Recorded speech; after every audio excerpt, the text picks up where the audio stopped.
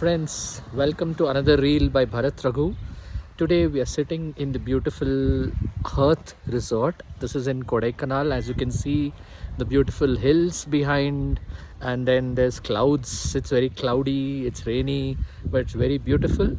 And so from Kodaikanal, this beautiful paradise in the south, this is Bharat Raghu, and today we'll talk about, okay, what is the relevance of the left in India and the world? Is there anything left for the left, or is it time to just have the obituary for the left? So if you come to India, left was once a strong political force.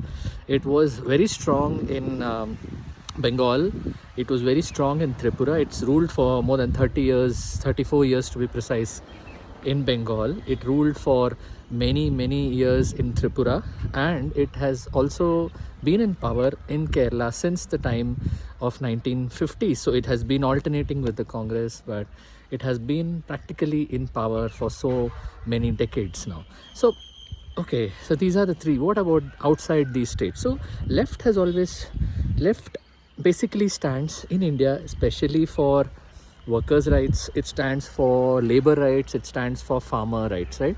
That's how you would define the left: workers, farmers, and that's how the symbol is also. So, but the movements, there have been massive movements in India since independence. So all the left parties in India are basically there since the time of independence, and they were splinter groups before independence. They were even Bhagat Singh's, for example, HSRA was part of the left. So there were splinter groups. The Forward Bloc by Subhash Chandra Bose, that was also a leftist party. And of course the CPI, CPM, the mainstream communist party. So, but overall, the left has been on the forefront of farmer movements, worker movements, and fighting for the rights. But what does the left stand for today? In India today, or in the world, as you can see, there is globalization, there is complete markets domination. So there's not much on work, there is not much struggles going on for the workers, and the traditional labor movements, the traditional farmer movements have been slowly decreasing. That's because the sector itself has changed. The working sector, the working class sector has become more and more unorganized. So there is like this gig workers, for example. Now there is the IT sector, there is the pharma. So there's a lot of unorganized labor, and hence the left is losing its relevance, to be precise. So how do we now say that is the left over?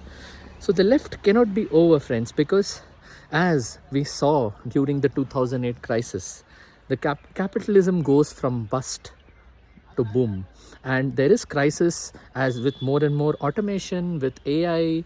Definitely capitalism, the unemployment is going to increase more and more in the capitalist sector. Definitely capitalism has reformed since the time of say Karl Marx.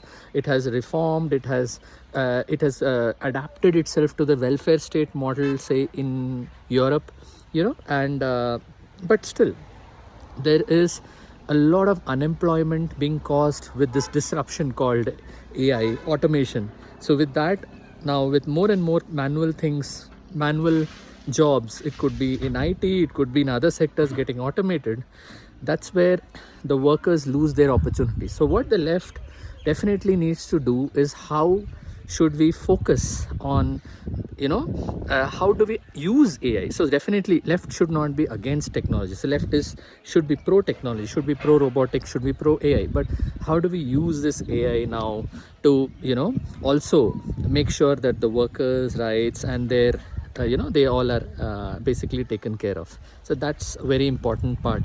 So the left has to speak that language of AI to connect with the youngsters. That's one thing. Coming to political power, yes, the left has to win back Bengal. Without Bengal in India, the left is practically not of national importance. Only Kerala is not going to get the left. So left has to challenge Mamta and the BJP over there and become the dominant force. It has to bring in modern ideas, like how Buddhadev Bhattacharya brought in a lot of technology. It has to speak the language of the young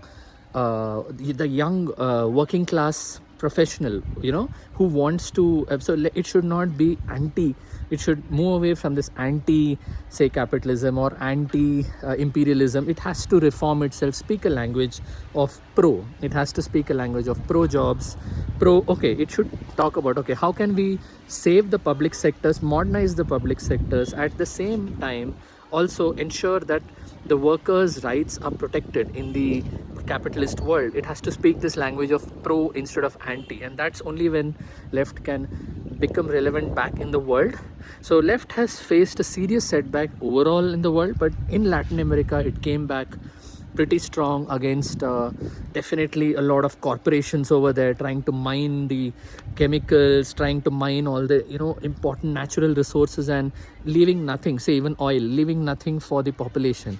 So all this resulted in the resurgence of the left in Latin America, and that's a model probably we need to think of. But left has to speak a language very, very, very pro working class and not anti, so that's very important in the left. So okay, to conclude, what are the important things? The left has to politically in India win back Bengal, number one, and Tripura. So if it is in Bengal, Tripura and Kerala, it definitely has a presence. Then it has to try to go on to the Hindi heartland, and that's where it's important to rally with the peasant rights, with the peasant movements, like the Kisan marches, so that's already going on. But the left has to also get into cutting edge technology. The jargon has to be used even with the North Indian, so the left has to speak not just against caste politics. So the left always speaks of class politics, but it should also understand that with class politics is an angle,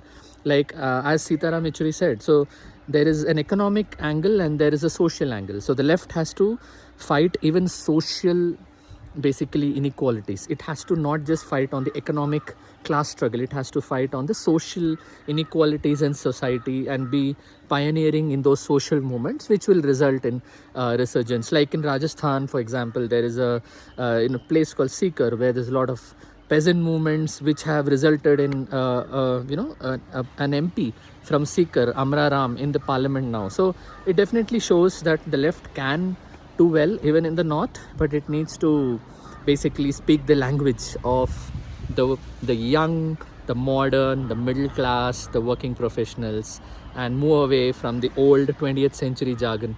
So hope you like this short. Is left relevant? Yes, it is relevant. Let's hope for the best and see if the left can revive itself back in India and the world. Bharat Raghu signing off.